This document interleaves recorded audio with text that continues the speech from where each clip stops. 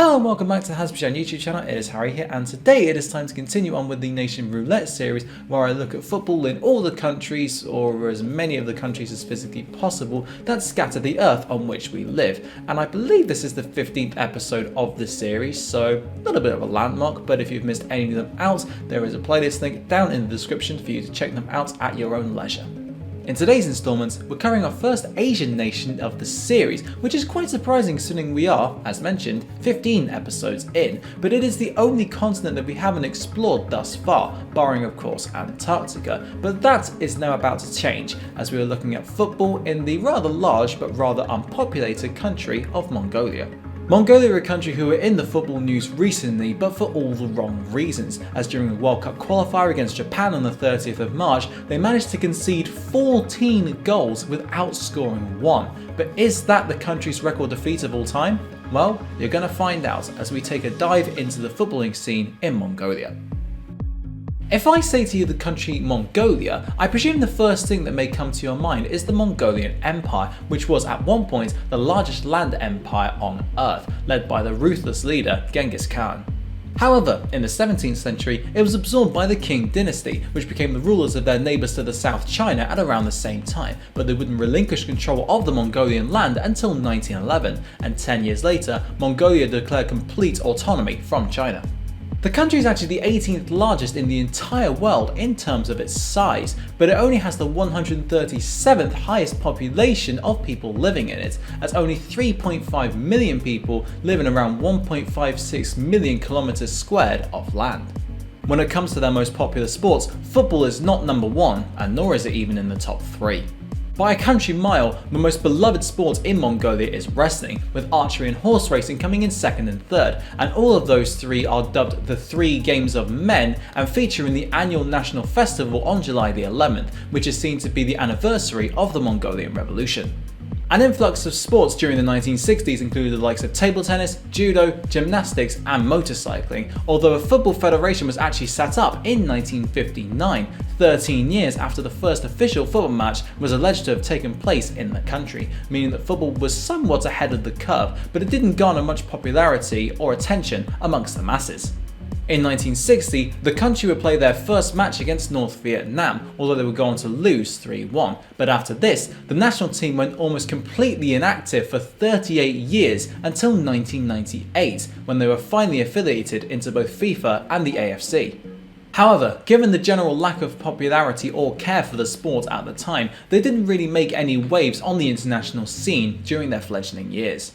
It took them until this current World Cup qualifying campaign to make it past the first round of any World Cup qualification process that they have taken part in, as they beat Brunei 3-2 over 2 legs to advance to round 2. But unfortunately, despite an opening day victory over Myanmar in the second round group stage, they have lost all of their games since, including 20-0 on aggregates to Japan, and are officially unable to qualify for the next round.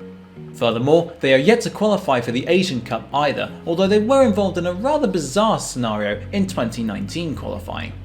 As that qualification process doubled up with that of the World Cup, there was an extra incentive to progress, and their opponents in the first round, Timor-Leste, took that to an extreme by fielding numerous ineligible players, although this revelation only emerged when they reached the playoff round of the Asian Cup qualification process.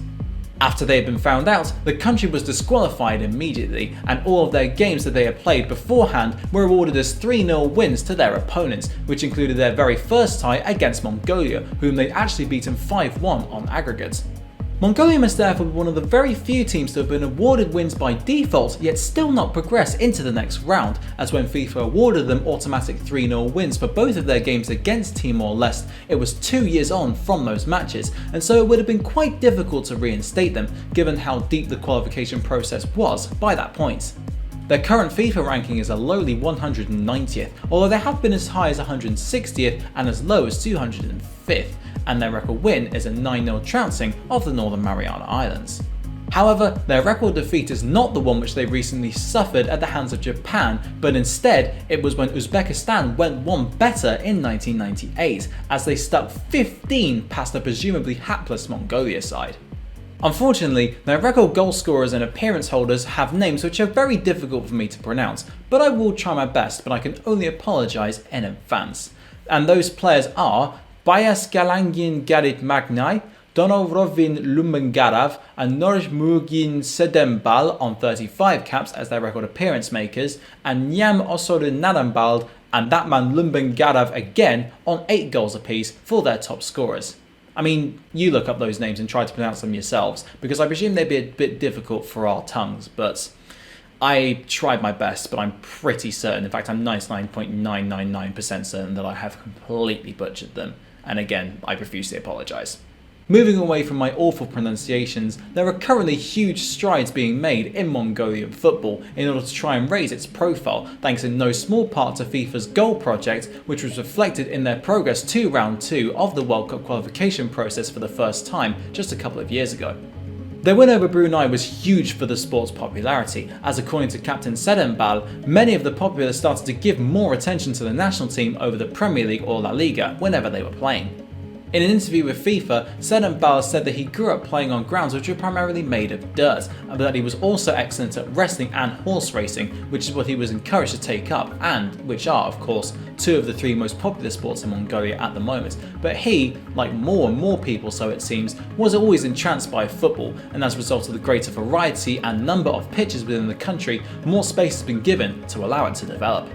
The Mongolian Football Federation have set about an 8-point plan to enhance the sport's reputation further over the coming years, which includes elements such as introducing sports and coaching courses to prospective managers, improving the current infrastructure further, and investing more money from the ground up, with a greater focus on grassroots football. In the so-called land of the eternal blue sky, as a result of the around 255 days worth of clear blue sky every year, the climate can be extremely harsh during the winter, meaning that it is difficult to play football safely outdoors during this time, so they turn to the indoor arena to improve their skills even more, and also develop in areas such as futsal.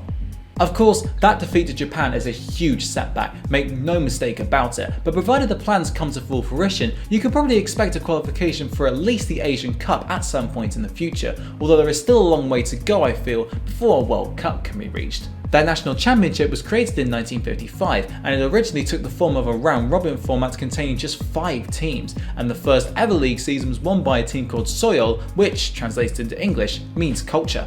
Although some league seasons do not have complete data, especially up until 1996 when the league became a national Premier League, the most successful team as far as we know is Foulsham, who are based in Ulaanbaatar, the country's capital, and have won 12 league titles to date, with all of them coming since 1996.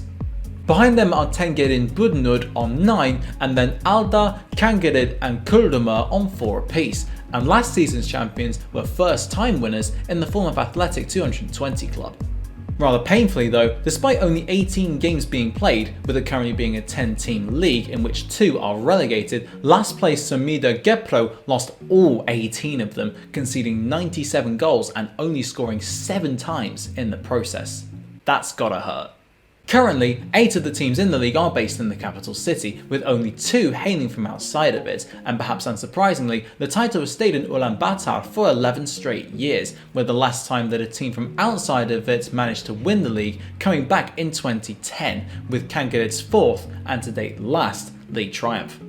That just about wraps up today's video looking at the football scene in the Asian country of Mongolia. If you did enjoy this, then feel free, of course, to hit that like button and subscribe if you haven't done so already, and you can ring the little notification bell so you get notified whenever I upload a video straight away. And as I mentioned at the start, and as I mentioned at the end of every single video that I do of Nation Roulette and at the start, there is a playlist with all the nations that I have featured thus far and all the videos I have made of them down in the description, so if you want to check any of them out, or preferably all of them, that'd be great, then you are more than welcome to do so. But thank you very much for watching, and until next time, I'll see you then.